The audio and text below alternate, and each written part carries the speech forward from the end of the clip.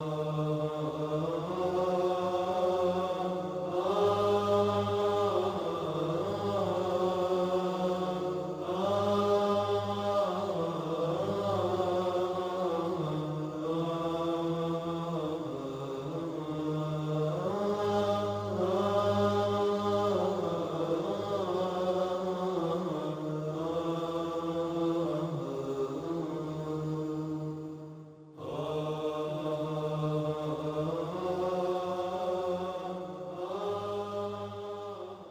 الله الرحمن الرحیم.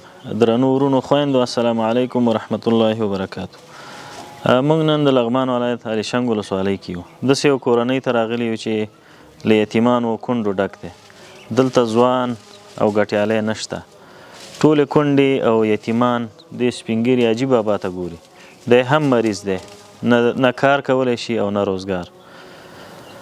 په دوی باندې چې څومره ستونزې او مشکلات تیر شوي دي هغه به خپله د دې دردېدلې کورنۍ نه واورو. نن مې دواړه شهیدان شول، کونډې یتیمان موږ ته پاتې شول. یو سپین ږیری نارینه کور کې لرو، هغه هم نه د کار دی او نه د کسب دی. سختې سوختې په موږ تېرېږي، نو که کوم مسلمان موږ سره کومک وکړو خو هغه د یو څه کېږي که نه خدای ته هم صبر کړی نو څه به وکړو. ناجوړي شته. یو ننګور مې مریضه ده، په کابل کې پرته ده.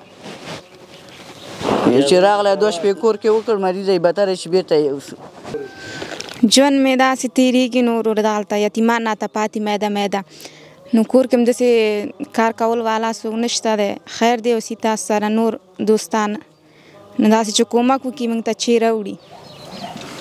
قدرمنو معزز ورونو خویندو، د دې خویندو دردېدلو خویندو غږ تاسو واورېده. همدا ډول موږ په افغانستان کې زرګونه کورنۍ لرو چې دوی سره نه څوک مرسته کوي او نه څوک غږ اوري. راځئ چې د الله په خاطر د دغو دردېدلو بېوزلو کورنیو لاسنیوی وکړو. په یتیمانو باندې درسونه ووایو او د کور خرچه ورته ورکړو. ژمي کې هم پوښتنه وکړو، اوړي کې هم پوښتنه وکړو.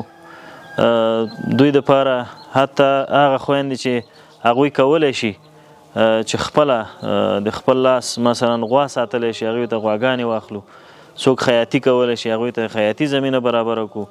او که هغه ځوانان ورونه چې وس نه لري، کاري توان لري خو ولې د دې امکانات ورسره نه وي چې هغوی ځان ته د کار زمینه برابره کړي، هغوی ته کاري زمینه برابره کړو.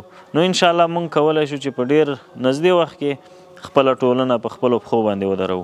تقریبا 1.5 کال را په دې خوا موږ دوی ته څو میاشتو بعد راځو، د دوی دغه 2-3 میاشتو خرڅه کور ته ورته رسوو. یعنې که موږ سره مرسته وکړي موږ انشاءالله د افغانستان ډېر لرې پرتو سیمو ته کولی شو چې ستاسو مرستې په کامل شفافیت او پوره ډاډ او اطمینان سره د بېوزلو تر کورونه ورسوو. نو دغه نننۍ مرسته چې چا کړې ده دوی د استرالیا نه لیږلې، ډېره مننه ترې کوو. الله تعالی دې ترې قبوله کړي. الله د دوی د دغې کومک بدله په دنیا او آخرت کې ورته په نصیب کړي.